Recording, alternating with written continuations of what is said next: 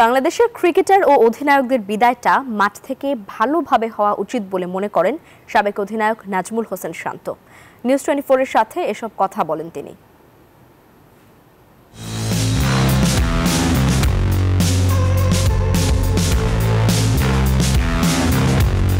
দর্শক, আমাদের সঙ্গে রয়েছে নাজমুল হোসেন শান্ত।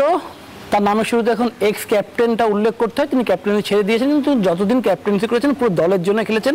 এটি আমার কথা না, এটা সতীর্থদের কথা। আমরা সেই নাজমুল শান্তর সঙ্গে কথা বলবো বিভিন্ন বিষয় নিয়ে। শান্ত, কেমন আছেন? সবকিছু মিলে ব্যস্ততা কেমন যাচ্ছে? আলহামদুলিল্লাহ, ব্যস্ততা খুব একটা নাই, খুবই কম।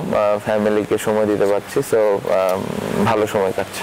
প্র্যাকটিস তো সকালবেলা আসলেন, সামনে এনসিএল আছে, কীভাবে প্রস্তুত করছেন? সামনে কীভাবে, লক্ষ্যটা কি, এবং কোন টুর্নামেন্টে আপনি আবার ক্রিকেটে ফিরবেন? Gold's Gym across 30 plus countries. With over 700 plus locations worldwide, train anywhere, belong everywhere. Asia cup আছে যদি দলের সুযোগ হয়, দেন পাশাপাশি এনসিএল টি20 আছে, সো খেলা অনেকগুলোই আছে। আমি প্রস্তুত করছি নিজেকে যে আসলে সামনে যেই অপরচুনিটি আসবো এখানে যেন আমি ভালোভাবে কন্ট্রিবিউট করতে পারি। টি20 বাদ পড়লো, এই বাদ পড়ার কারণটাকে আপনি জানতে পেরেছেন? নির্বাচক আপনাকে বলেছে যে আপনি এই কারণে আপনার বাদ দেওয়া হয়েছে? হ্যাঁ, আমার সাথে টিম সিলেকশন হওয়ার আগে আমাকে সিলেক্টর নিজে ডেকে কথা বলেছেন এবং এক্সপ্লেন করেছেন। আমিও জানতে চেয়েছিলাম যে আমি কেন আসলে দলে নেই। আপনি তো ক্যাপ্টেন্সি নিতে চেয়েছিলেন দীর্ঘ সময়ের জন্য। চ্যাম্পিয়ন্স টুর্নামেন্ট ক্যাপ্টেন্সি দেওয়া হয়েছিল, একটা টুর্নামেন্টের জন্য আপনার ক্যাপ্টেন্সি দেওয়া হয়েছিল, এমনটা আমরা শুনতে পেরেছি। ক্রিকেট অফিসের চেয়ারম্যান আমাদের কাছে বলেছেন, যে বলতেন যে ওই সময়টা কি চিন্তা করে ক্যাপ্টেন্সি এক সিজনও নিয়েছিলেন?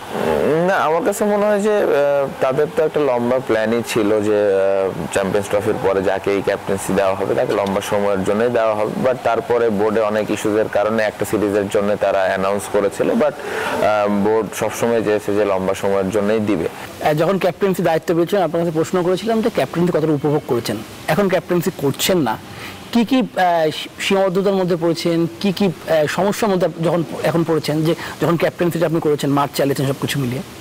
অনেক ক্ষেত্রে করতে পেরেছি, অনেক ক্ষেত্রে করতে পারিনি, বাট পুরো সময়টা আমি অনেক কিছু শিখতে পেরেছি এবং এটা হয়তো আমার জন্য ভবিষ্যতে অনেক কাজে আসবে। বাংলাদেশে যারা ক্যাপ্টেন্সি করে তাদেরকে যোগ্য সম্মান দেওয়া হয়?